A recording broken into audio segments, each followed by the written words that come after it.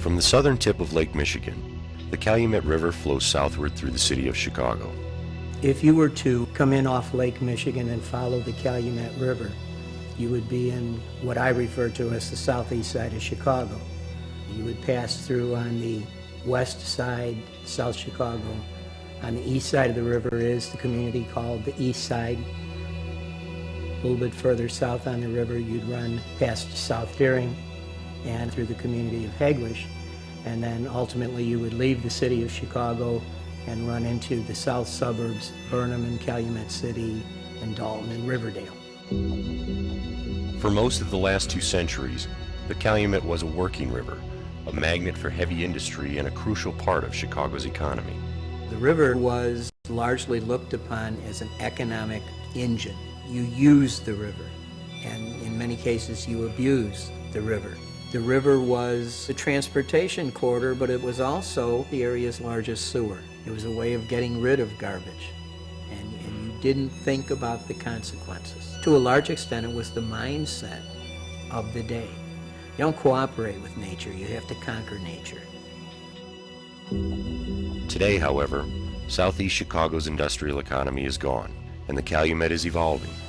Now the goal for many residents has shifted to working with nature to improve life in the area, economic, natural, and cultural. Many of us don't realize that we are part of the environment, and so the things that happen to the environment are often not only caused by us, but end up affecting us as a species really significantly. I think that you can blend industry and community together without having shanty towns and dirty water or polluted air. And that's what I think we have an opportunity to do here.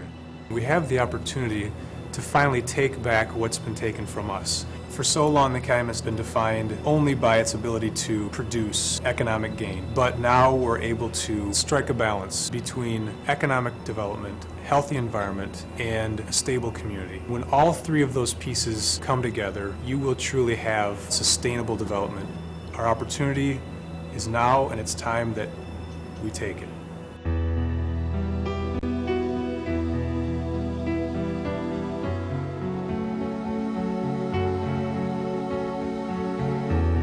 To understand the flow of the river, where it has started from and where it is going, it is necessary to travel not just along its banks, but through time.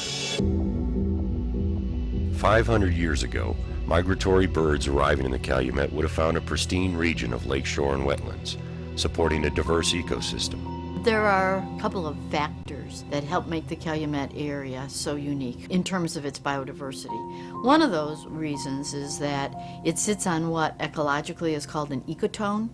An ecotone is where a number of biomes come together. So the coniferous forests of the north and the grasslands of the west and the deciduous forests of the east all come together at Calumet. And so as a result, there are forests and there are savannas and there are prairies, and just really, really known for the wetlands in the area. It makes the Calumet region a botanical garden and a place where many of these plants exist together or within a few miles of each other, a situation you're not going to find anywhere else in the world. Native Americans hunted and fished in these prairies and wetlands. The Native Americans who lived here made very few changes in the landscape. They supported the land. Now, they did cut down trees. They made birch bark canoes. They were very much aware of the changing seasons. For the most part, the Native American population was transient. It was nomadic. It moved. The Indians used the waterways as transportation routes. Many of the first stagecoach routes that came through this area then used the Indian trails and widened those to make them wide enough for a team of horses and a wagon that had 4 wheels. Actually, in a city like Chicago, where most streets are set up according to the grid pattern, a good way to tell where Native American trails probably ran is looking at diagonal streets. That's true of diagonal streets on the southeast side. South Chicago Avenue, Indianapolis Boulevard, Brainerd Avenue were all old Indian trails. The first European settlers found an area very different from what we have today. The rivers were wider, the water table was higher, there was an abundance of plants that thrived in wet areas. There was what was referred to later as a hunter's paradise. The earliest settlers came for reasons mostly hunting and fishing. For example, one of the earliest settlers to the area is a fellow by the name of Andreas von Zerngebel. We are at the grave of Andreas von Zerngebel. He came to this area in the early 1850s, only lived here a couple of years before he died. His wishes were to be buried on his land, and they buried him here alongside the Calumet River, but a few years later, industry began to come in, and a series of court battles ensued. The court decision ultimately was that whoever owned this beautiful piece of property had the responsibility of maintaining the grave, and at this point it is a scrapyard. One of the ongoing conflicts that is typified by the struggle over the grave is the struggle between the common man and big business. Von Zerngebel wanted to be buried on this land, and big business wanted the land to develop for heavy industry. That conflict continues today. You just have to understand that people have different perspectives, and you have to come to some kind of a common ground, which may take some work. About 1875, heavy industry began locating along Lake Michigan, first in the South Chicago region and then in the 1890s on the Indiana side of the state line. And large refineries and steel mills were built along the Calumet River. The main reason that mills came to this area and industrialization occurred is transportation. The Calumet River and its link to Lake Michigan and the rest of the Great Lakes provides easy, cheap transportation of bulk cargoes that are used in the making of steel. By the beginning of the 20th century, the banks of the Calumet were lined with steel mills. Birds flying into the region on the same migratory path arrived in a very different landscape, one dominated by heavy industry. Some folks envisioned heavy industry all the way from Chicago to Michigan because this was good. This brought economic development to an area, it brought jobs. The steel industry employed 40,000 people on that river. A lot of European Americans then came to work in the industries of Calumet, and really diverse, as evidenced by the kind of churches that exist. So there was a church for every kind of national group imaginable. There were Polish churches and Swedish churches, and Irish churches, and a synagogue, one of the oldest synagogues in the city.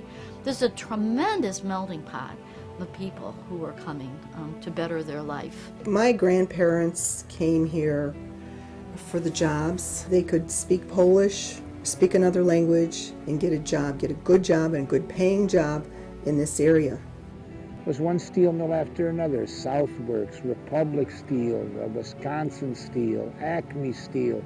It would glow, literally glow. I'm not kidding you. When I was a boy, I'd lay on the porch in the summertime and, you'd sleep outside, and you could see the sky glow when they pour out of the Bessemers and that,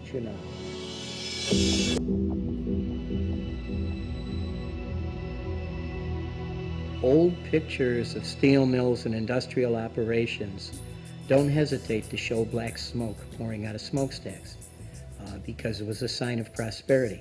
The pollution was part of the job. What could they do about it? They had to work, they had to live, they had to eat, and they had to raise their children. I remember as a kid that if you went by Wolf Lake, one side of the trees were always orange from the fallout from the steel mill. You could smell the acrid smell of the coal burning. I remember it would snow and it would be beautiful snowfall, and about half hour later it'd all be black with soot.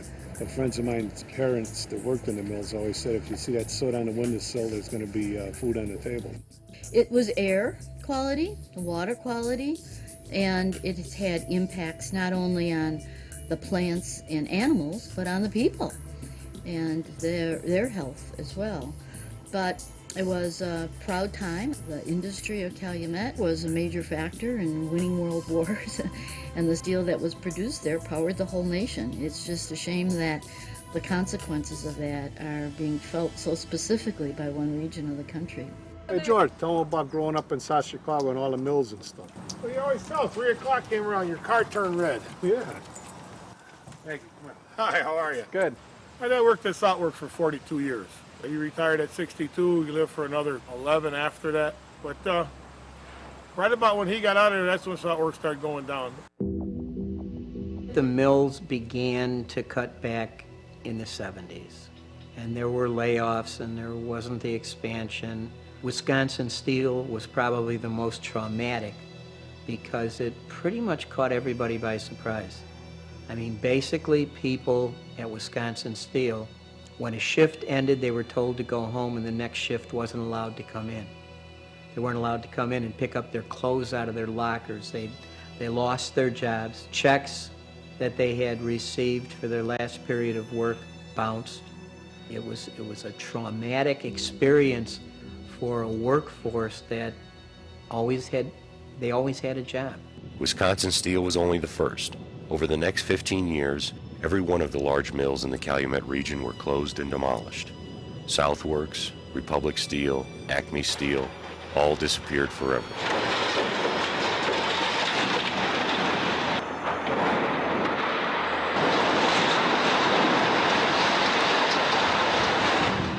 Guys were laid off out of those mills. They were making $20 an hour. 20 years ago, they found themselves sweeping floors and stuff like that in the hospital or mopping floors at $7 and $8. They never recovered economically from where they were at. The standard answer, I think, to deindustrialization is that American mills were more interested in the bottom line in making money than they were in making periodic improvements and updating technology. The closure of the mills marked the end of the era of heavy industry along the Calumet.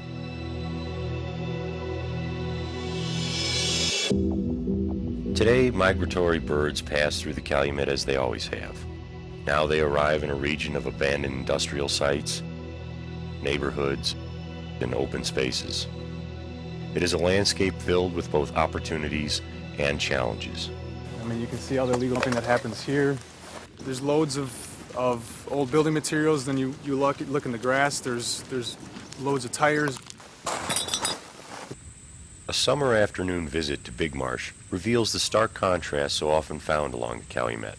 Directly south of the pond area, you see the large hill, which is the old Paxton landfill site, which was started legally but then dumped and filled illegally up to the grade you see it now. This area to me is just, you see the beauty of the nesting birds and of the water and the reeds and the wetland vegetation, and then you see just across to further east you see the remnants of the steel industry and also the landfill right behind us. So it's kind of a mesh of all the different practices that have gone on in this region. It all mingles together in one place, which is kind of amazing.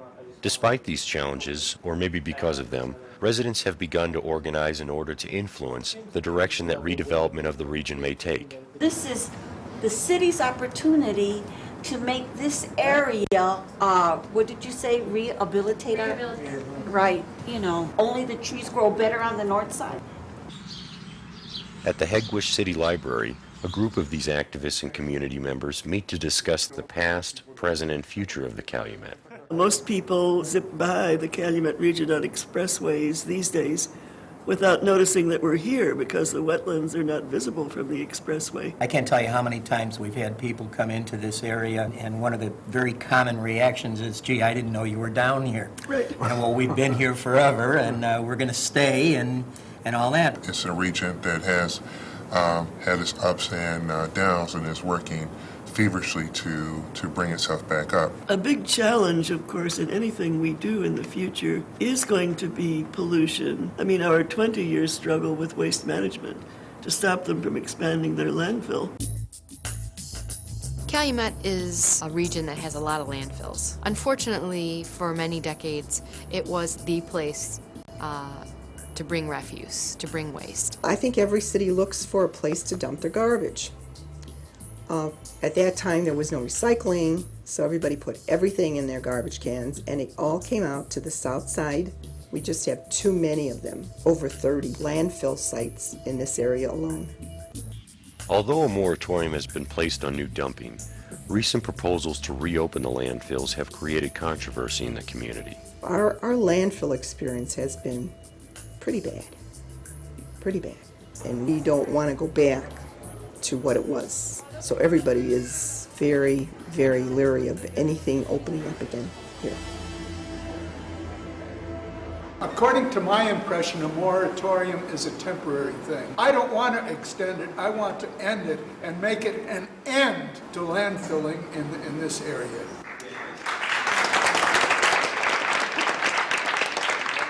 One of the key issues that's always brought the community together with a unified voice has been the landfills. We're doing our best to look at alternatives, promoting things like new waste-to-energy technologies that gasify waste. There's multiple different systems that, in combination with recycling, could potentially leave us with less than 5% of the waste stream to deal with. So we're looking at how to tackle this issue from a different angle. Yet even atop a landfill, nature finds a way of reasserting itself. If you would have been here in, say, 1979, this would have been no man's land. There would have been trucks dumping liquid waste in a nasty incinerator that wasn't really burning all of the material completely, was in operation. And here's my favorite part of this trip as we go up to go visit the land of the red-tailed hawks today. The red-tailed hawk needs altitude. It likes to fly on the thermals created by changes in temperature brought about by different landforms at different altitudes. And so what you see along this particular landfill is it's a wonderful home for red-tailed hawks. And one day I counted 11 that were flying up here.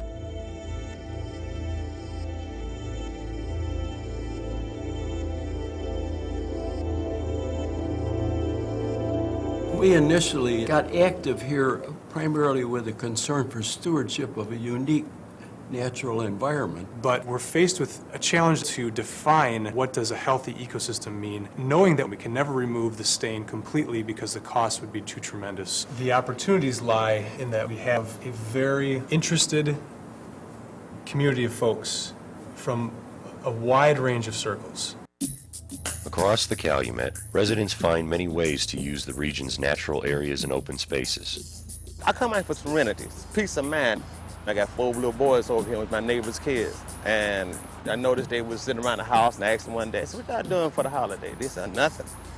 And they're so excited. They're out here, they're having a good time, they're learning something different, something new. It's really important to have a place like this for kids to go. It's like a safe haven. You guys get together so I can take a picture.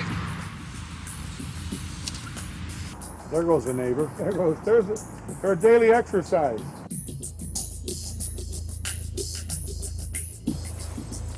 A lot of this boils down to a quality of life issue. I'm a birder. I've been a birder forever, and that's my thing. I enjoy doing it. You really need green space outdoors. You need open land to do that. In general, the Chicago area is good for birds because of its strategic location along Lake Michigan. Since birds don't fly over the lake, they often follow that shoreline down as a leading line. So when they come upon this vast expanse of marshes, wetlands, and so forth, this naturally attracts them. This site that we're at now, Burnham Prairie, was actually projected to be a dump site in the 1980s, but it's not a dump. It's a great wetland. And the reason I brought you all here is because one of the real highlight birds of the Calumet region, the little blue heron, which nests here now, only since 1999. This is the first little blue heron nesting in northeastern Illinois ever, to my knowledge. And it's a state endangered bird, and they're nesting here, Lake Calumet, and feeding at the proposed dump site. We're looking at one adult and 6 immature little blue herons. The immature birds are actually poorly named because they are all white, like an egret. The adult, on the other hand, is a nice dark slaty blue-gray with kind of a maroon neck. These little blue herons just have a very African look to them, and why, if there was a black rhinoceros out there, maybe I would think I was at the Serengeti.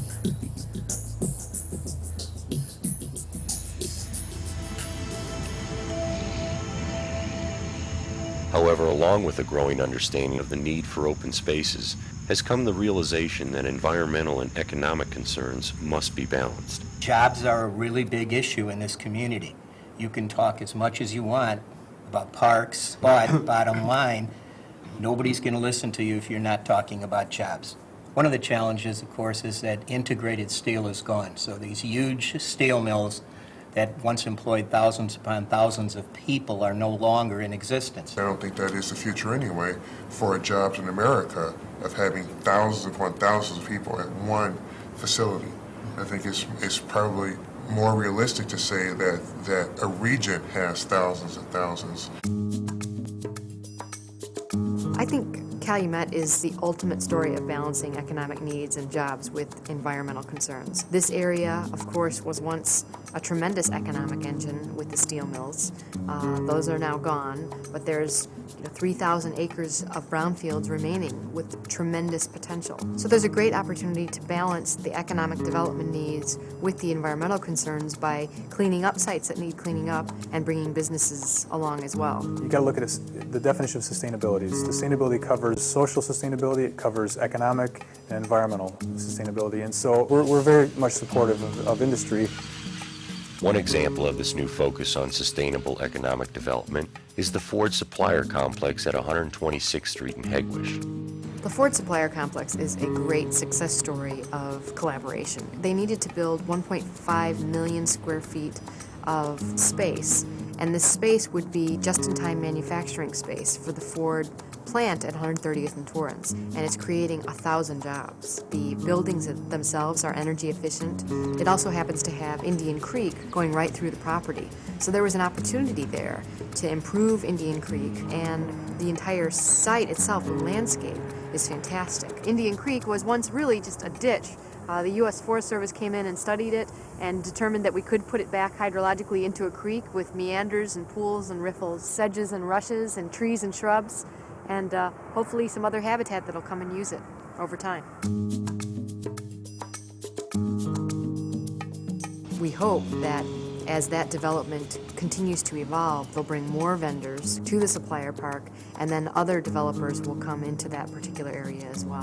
This is where I get a great deal of hope for the future, because those involved in heavy industry recognize the value of conservation, recognize the value of open space, recognize the value of water, and recognize the value of wetlands. I think in the old days, the robber barons didn't care. They just were there to make the money and take the water out, use it for whatever, and dump it back in where they got it. But I think can't do that no more. No, well, not only can't you do it, but I think people are smarter now and know how to not have to do it. But as the Calumet looks towards the future, it becomes even more important to remain mindful of the region's industrial past.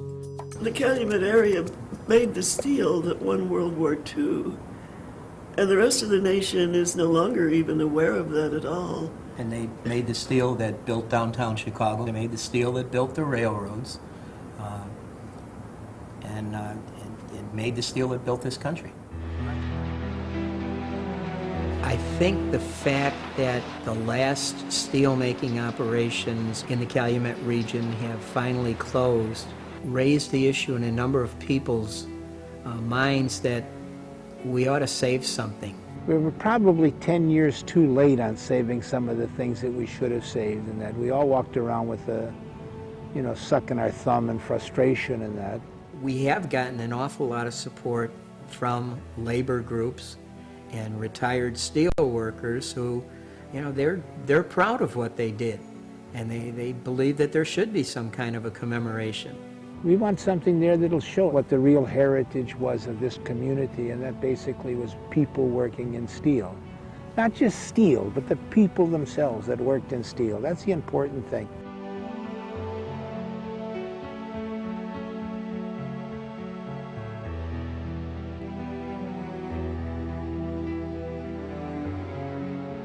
So all we want is that little plot of land to be put back in to show people that that's not asking too much. All it takes, I think, is a little bit of vision and a lot of money.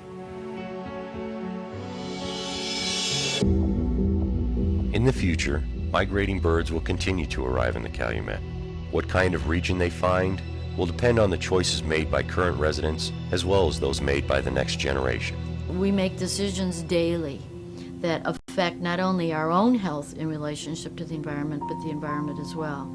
And in order to be informed decision makers, about the future of this planet and the own survival of our species, we need to have information and we need to have knowledge. We have developed a different way of doing environmental education. Students take action based on what they learn. They do something with what they've learned. Do we take care of our fresh water? Yes. Does everyone agree we pollute our fresh water? Yes. But we drink it. How crazy are we? Stewardship Day is an event that occurs the latter part of May, the headquarters of it being Wolf Lake. And the focus of it is to bring together elementary school students and high school students with their teachers, not only to celebrate and feel good about what they've learned and done during the school year, but to do additional stewardship, to take care of the environment by taking some action, such as planting trees. Most adults have never planted a tree, let alone kids.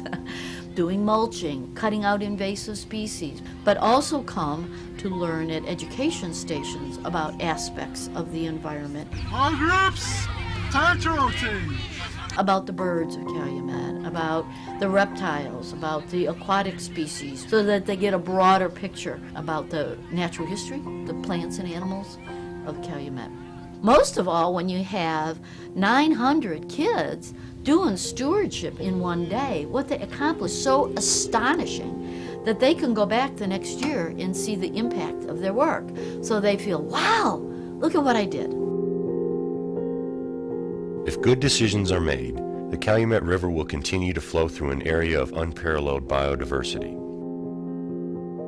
a vibrant region of ethnic and cultural diversity, a place where environmental and economic needs are truly balanced, a community that remembers the past and looks towards the future, and an area that continues to provide a safe haven for its regular visitors.